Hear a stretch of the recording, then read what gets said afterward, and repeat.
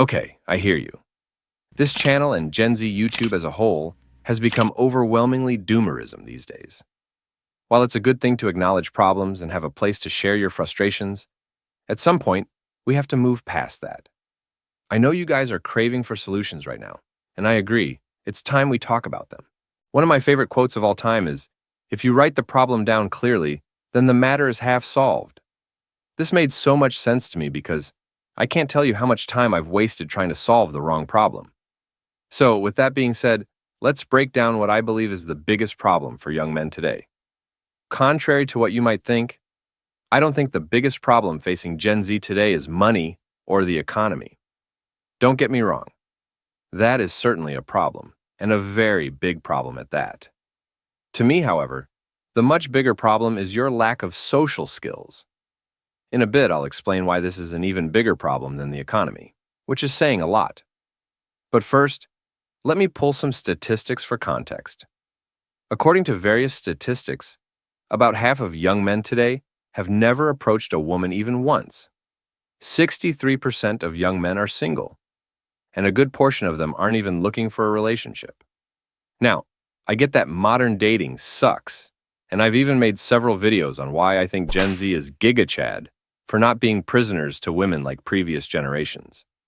So, I don't fault you at all if you don't want to date. In fact, I quite respect it.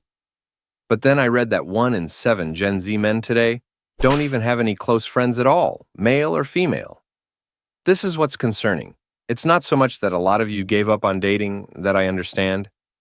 It's that when you made the choice to give up on dating, you became less social as a whole, and now you struggle to even make friends with other bros. To be fair, a lot of this isn't your fault.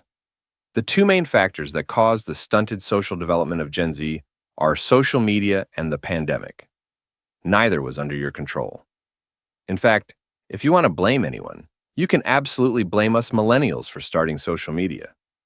But, as a great lobster would say, even if it's not your fault, it's your responsibility to fix it, for yourself, if not for anyone else. Let me quickly explain why this is an even bigger problem than the economy. And then I will be giving you several quick, practical, and actionable tips you can use right away to start improving your social skills. As a millennial who came of age during the 2008 financial crash, I feel like I share a lot of your struggles and difficulties when it comes to the economy. Since I became an adult, the modern workplace has been an absolute hellscape. Entry-level positions requiring 4 years' experience, 50 million people applying to the same minimum wage job. And even if you are one of the lucky few that gets a job, it pays absolute dog shit. To be honest, you guys actually have it even harder than I did, because although it was hard to find a job back then, at least living expenses were somewhat reasonable. These days, when I look back on my early adulthood, I consider myself somewhat of a survivor. A lot of my millennial friends took the blue-pilled lies and racked up absurd amounts of student loan debts they'll never pay back. They are permanently screwed financially. I, on the other hand, managed to leave the country, minimize my living expenses, and eventually find enough opportunities online and in real life to escape the rat race. I think a lot about why I was able to do this while others weren't. And while there were certainly many complicated variables to it, I think the main reason is because I put in the time to develop my social skills. Here's the main reason social skills are more important than the economy right now.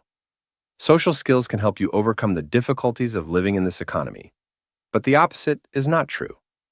Let me give you an example. When I first started traveling the world, I encountered an interesting-looking girl with a huge backpack on the train. I had no interest in her romantically, as I was dating someone else back then. But her huge backpack did spark some curiosity in me. So I went up to her and asked her what the big backpack was all about, and we struck up a conversation. She then explained to me that, just like me, she was struggling to find a job in this economy.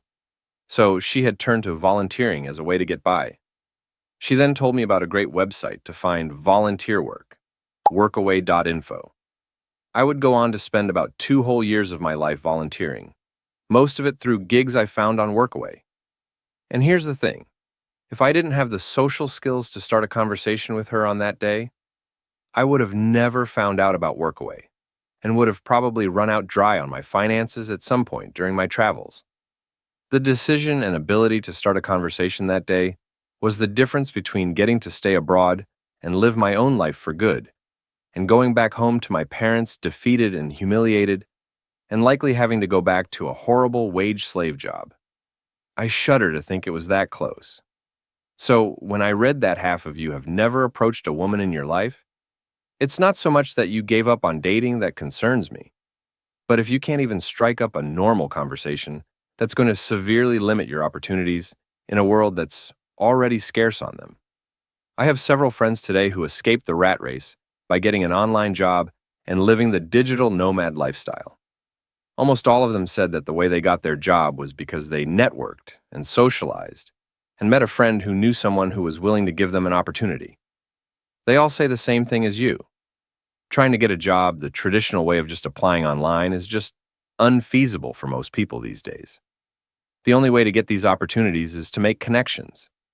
Of course, part of this is just luck. It's possible none of your friends will help you get a job, and that's not the reason you should be making friends with people anyways. But let me put it this way. If you put yourself out there and socialize with people, it's no 100% guarantee you'll get a job. Maybe it will be 50%, or 25%, or 5%, who knows? But if you don't do it, it's a 0% chance. 0.0.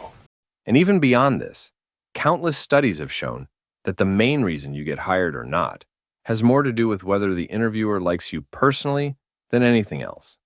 So now that you understand why developing your social skills is so crucial, how can you actually go about doing this? Well, as promised, I'm going to give you several quick, actionable tips you can start doing immediately, regardless of where you are in life. The first thing I would suggest is starting with simple baby steps. If you were trying to get better at basketball, you wouldn't immediately start by playing against NBA players. You would start at competition around your level and eventually work your way up. So don't start with crazy shit like trying to approach the hottest girl at the club or trying to approach 100 girls in a month. Start with simple basics. When you go out, just try to strike up random small talk with anyone. It can be a guy, a girl, an old lady. It really doesn't matter. It doesn't immediately have to be an incredibly deep, meaningful conversation either. It can even just be a quick one-liner. For example, if you see a guy wearing a t-shirt of some NBA team, mention something real quick about how their last game went. Even if the conversation is just 1 or 2 sentences, that's fine. You just want to go slightly beyond what you normally do. Eventually, you can move on to having longer conversations, more deep and meaningful conversations. And when you really get good at it, you'll be ready to talk to girls in a way that attracts them, but don't worry about that for now. The point is that just as with any other skill in life, social skills must be cultivated and developed step by step for most people. Yes, you have some people who are just naturally talented at it, the same way you have people who are just naturally talented at sports or music. But those people are the exception, not the rule, and it's pointless to compare yourself to them. The second thing I would recommend is to be outcome independent. You ever see a sports game where an athlete plays out of his mind, has an incredible individual performance, but his team just isn't up to the task that day, and they still end up losing? That type of thing is going to happen socially as well. Sometimes you'll try to strike up a good conversation, but the other person is just having a bad day, and you won't get a good interaction. The key here is to not let this affect you. It's their problem, not yours. Focus purely on your own personal self-improvement journey. Do you individually feel like you're making progress? Is it getting easier to start and carry conversations? If so, then that's all that matters.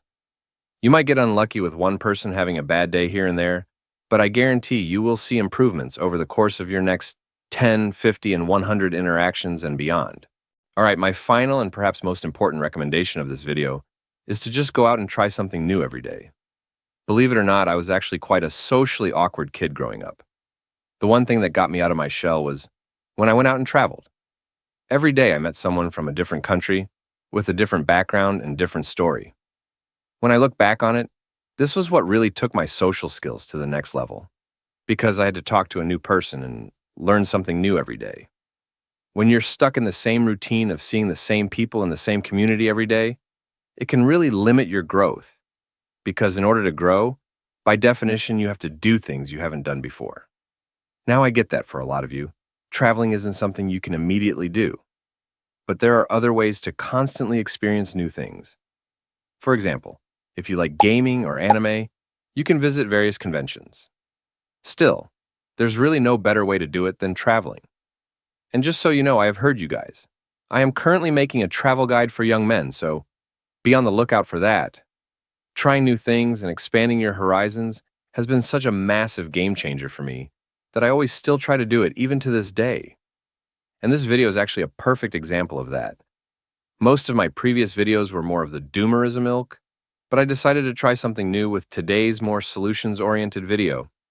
I would actually love your feedback on if you found these tips helpful, and if you would like to see more of these videos. Let me know in the comments, and I'll see you guys real soon.